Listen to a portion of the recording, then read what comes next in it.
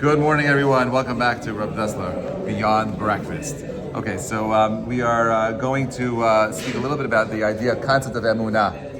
And, we know that Pesach is a profound time to think about our emunah. It's Leil Shimurim, a special night of protection. It's a night where we're giving over the Yisodeh, the foundational concepts of Judaism, and so on and so forth. The Zohar says that matzah is called nechma de me'emunuta, the bread of emunah, right? So if someone has a vitamin C deficiency, he has scurvy, right? He goes to a nutritionist, he gives him vitamin C pills, or if someone suffers from anemia, he takes iron pills. If someone is deficient in protein, he's told to eat red meat. The Zohar says if someone is missing emunah, he should eat matzah. There's something about matzah itself that helps with our emunah, okay? It's a pill, it's a matzah that we eat on Pesach. It brings faith to a Jew, and you don't need to struggle it. Matzah is therapy, matzah is healthy for you. There are 4 kizetim you eat on Leil Seder, 2 kizetim of hamotzi, matzah, 1 kazait of korach, and 1 kazait of afikoman. Okay, that's all of your emunah pills that you're taking on Pesach. The Ben Ish Chai says if it falls on Shabbat, one should add another kazait for Shabbat itself. So that's 5 kazaitim on Shabbat. But in addition to that, the more matzah you eat, the more emunah it brings to a person. Why? How does it work? How does someone who is eating a more matzah, how does he someone that is able to go ahead and have more emunah? So let's talk about the idea of what the Seder is supposed to be.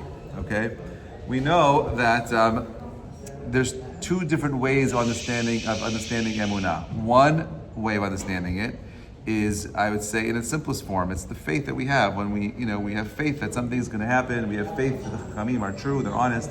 We have faith that everything that they gave to us is 100%, true. Now, the truth is that when you unpack what emunah is at its core, emunah is often mistranslated as faith, and in reality, emunah is really expressed as something called as being faithful. Now, so what does that mean? Lama'aseh. In Judaism, we don't want you to have blind faith. We're not interested in you having, just believing. I believe. There is a concept of nasev and nishma, but nasev and nishma only happened after Yetziat Mitzrayim. Right. It only happened once the Jewish people had overwhelming evidence of going God. They said Zeh Kelim, and they pointed to God. They said there is God. We know that there's a God. There's no safek anymore. Now we can say nasev and nishma. But I'd say more than that. And maybe this is the idea. It's actually a famous Gemara. So since Purim, you say no.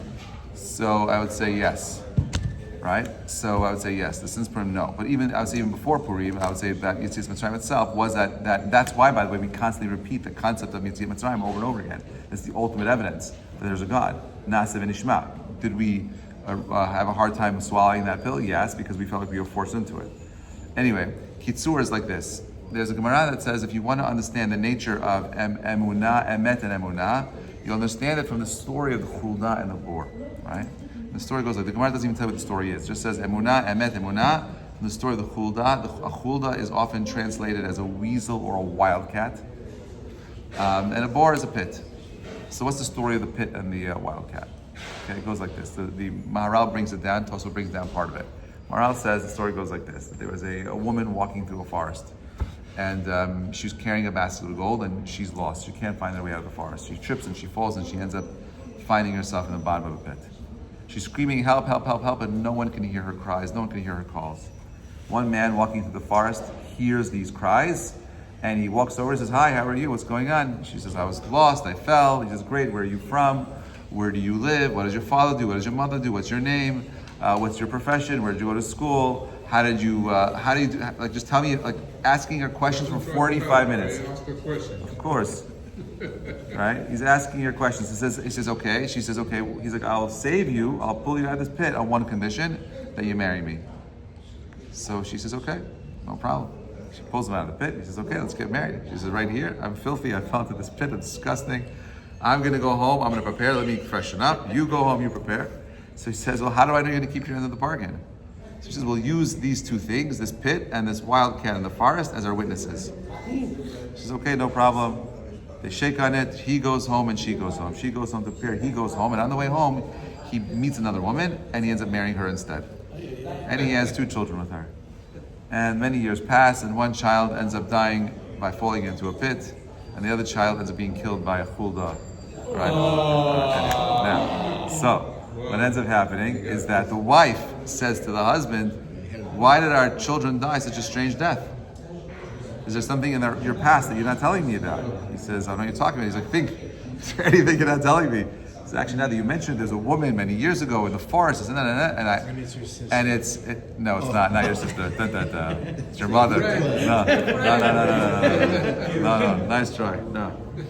Anyway, so she says, "You know what?" She hears the whole story. She says to him, "You have to divorce me. Ooh. You got to divorce me, and you got to find this woman." He gives her a get, and he goes on his way. He goes looking, and he remembers all the details. He asks her all these questions from where she was from, this and that. And as he's getting closer and closer and closer, he's hearing that she's crazy, and that every single time a man tries to approach her, she attacks them. He's getting close. He knocks on the door. The father answers, "Hi, I'm here to see your daughter." He's like, "Listen, son, many men have tried over the years, but she's crazy.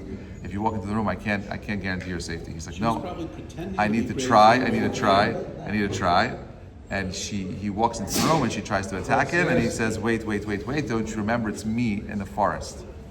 She says, "I've been waiting all these years for you, okay? I've been waiting all these years for you. I've been pretending to be crazy because of my commitment to you." They end up getting married, and they have children. That's the end of the story. Now, what's the story really about? Okay?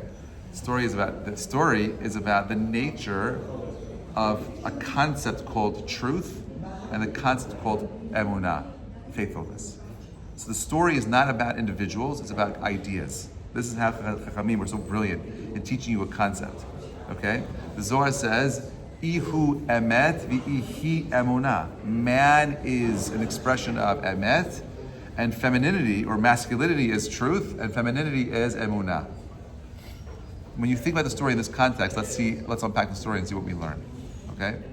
The man walking, the woman, this is one other definition I need to give so that it kind of like falls into like full circle. Truth is something that can only be seen. It's something that can not be heard. It's something that takes place in the present and never in the past.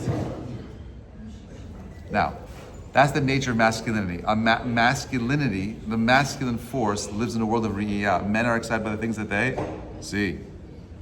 Right? Women are more shmi'ah, or ozen. So women get excited by the things that they hear. Right?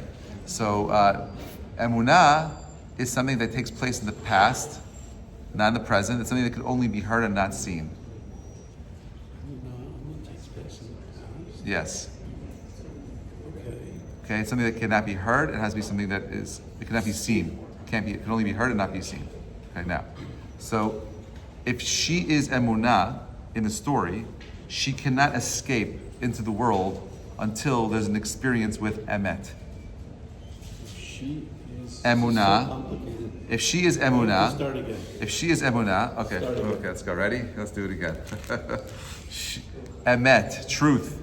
Ihu emet v'ihi emunah. Emet is something that can be seen and not heard. Emet can be seen. Something that takes place in the present and not in the past.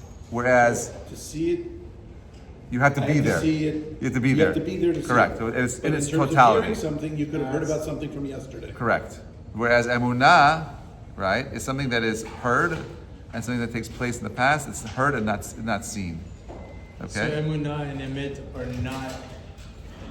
There's no emet in emunah. Stop trying to figure it out. Let me do my class, okay? Anyway, so you have the story. But at Sinai, we saw and heard. Stop plugging it in and let me listen to the story. Let me finish, okay? So you have a reality where this woman is stuck. Emunah cannot exist until the present, and there's a past. Once this lady in the story. Yes, we're going back to the lady in the story. That's So what I'm trying to explain to you. She is stuck in she cannot express herself into this world. She cannot carry her basket of goods, cannot come to this world until there's this moment of truth.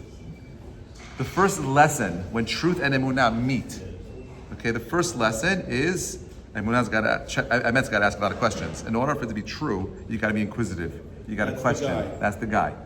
Because a normal guy would just pull her out right away. And men are about truth and women are about Emunah. Emunah. Correct. Okay. It's not men. It's masculine and feminine. Okay. Okay. Well, today we don't know anymore.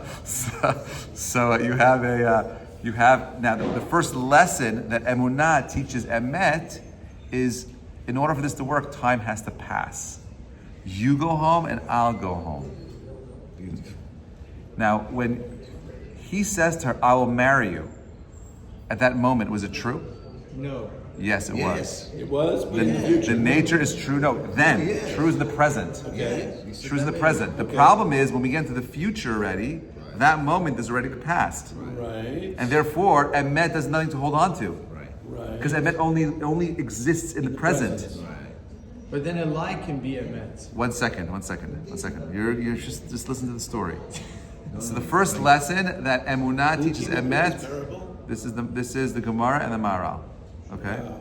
Anyway, so the first lesson is the time has to pass. So he goes home. The nature of truth is it's got nothing to hold on to. Because if Emet does not have Emunah, what's there? It fades. That moment of truth can only exist in the present. Yes. Slow down. Yes. So now he goes home. He marries somebody else. Okay. Obviously, we believe that his commitment was true at that moment, and now it's gone. He's committed to this other person. He's there. He's with her. He has kids. He didn't leave her for another woman later, right? But he has these losses. And he has two witnesses that And he has the witness that he has to be faithful to. Now, so what's the second lesson of Emunah? You have to be true to your truths. Go back to this woman and find her and be connected to her. And what is happening to Emunah the whole entire time? Emunah is being faithful. She's waiting there with open arms for you to come back to her. And the second wife was also Emunah. in favor of faithfulness. Correct. By sending him to the By first divorcing him, woman. yeah, that's we said that already, right? So you see how in the story itself, you're unpacking these two concepts of faithfulness and truth. The truth has a, you can listen to it over and over again. Okay, the truth, the truth. You're not doing the 101 times? No, that's why we record it these days. You can listen to a ChatGPT and ask them to break it down for you and so on and so That's forth. a great idea. So anyway, so you have, Outsourcing so you have, these 101 times. it's true, I am. But the idea is simple, right? Is that the nature of truth is like inspiration. It comes and it goes. It's slippery, right? We grab onto moments of truth. How many times have you heard Rabbi Farhi's class, right? And you're like, wow, that was so amazing. And you're like, I gotta change my life. And you're like, what's for dinner? What's for lunch? What's the stock market? And you're not really you're not absorbing, you're not internalizing the idea, because the nature of truth is that it's there. The second you walk away from it, it's gone. That's his joke about ADHD. Then what? Attention deficit, A donuts. Right. That's a And famous then, one. so continue with Emunah. So the nature of Emunah is that this is the night of it. This is we said. This is the bread, the matzah itself. We said earlier, the bread is nechma de menuta. This is the bread of Emunah, and therefore the bread of faith is of the past. the bread of faith is our commitment, our faithfulness to what was, which is why the story of Pesach is so profound. Because on the Passover Seder, what we're really doing is we're trying to relive an experience. Mm-hmm. We're not just retelling a legend. This isn't like Tolkien's Lord of the Ring party. This is Rabbi Beebe's spiral that we're always coming back. We're always coming back. The spiral Perhaps time. in a different place. But it's same. This is the helix. Yeah. The same concept. And therefore, when we're talking about the Pesach, the matzah itself, which is also round, right? It's also that same concept of like coming together over and over and over again, right? But you see that this is really, it's the concept of being faithful to our truths. So you can have a moment where you were, by the way, this is true for every relationship. Every relationship works in the following way. You'll have a moment of complete clarity and you lose it. And then you question the nature of that truth. And the only way you're going to stay committed to that relationship is through the faithfulness that you had to that moment of truth. So for example, like on your wedding day, you're 100% confident this is the person you got to marry, right? This is the person that you're going to stay with for the rest of your life, right? But then what happens, Sheva Bracha are over, you're like, what did I do? Right? Sheva Bracha are over, you're like, what did I do? What happened over here? And that's when Emunah needs to kick in. Bezrat Hashem will unpack the second half of this tomorrow. Have a great day, everybody.